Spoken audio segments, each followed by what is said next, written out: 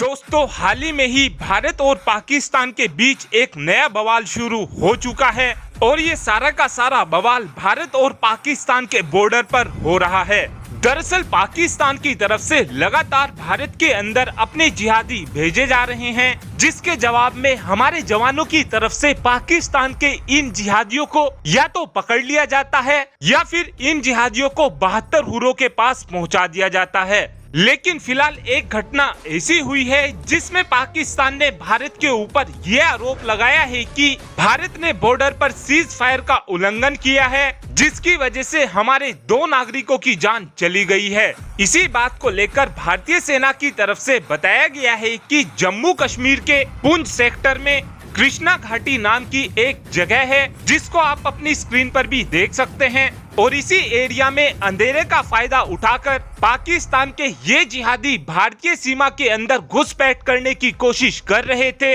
लेकिन उसी समय पर हमारे जवान भी बॉर्डर के ऊपर गश्त लगा रहे थे और जैसे ही हमारे जवानों की तरफ से देखा गया कि पाकिस्तान के 3 जिहादी भारतीय सीमा में घुसपैठ करने की कोशिश कर रहे हैं, उस समय भारतीय सेना की तरफ से कोई एक्शन नहीं लिया गया था। लेकिन फिर अचानक से इन जिहादियों की तरफ से भारतीय जवानों के ऊपर गोली चलानी शुरू कर दी गई थी, जिसकी वजह से हमारे एक जवान घायल भी हो गए हैं। इसके बाद हमारे जवानों की तरफ से मौका मिलते ही तुरंत इन जिहादियों को ठोक दिया गया है और इस घटना के बाद अब पाकिस्तान की तरफ से कहा गया है कि जिन पर भारतीय सेना की तरफ से गोलियां चलाई गई हैं, वो कोई घुसपैठिए नहीं थे, वो हमारे आम नागरिक थे जिनको भारतीय सेना ने मार दिया है। लेकिन आप खुद ही सोचकर देखिए, अगर ये लोग जिहादी नहीं थे तो इनके पास हथियार कहां से आए और इन्होंने भारतीय सेना के ऊपर गोलियां क्यों चलाई थी, जिससे ये बात तो पूरी तरीके से साफ है कि पाकिस्तान की तरफ से फेक प्रोपेगेंडा फैलाया जा रहा है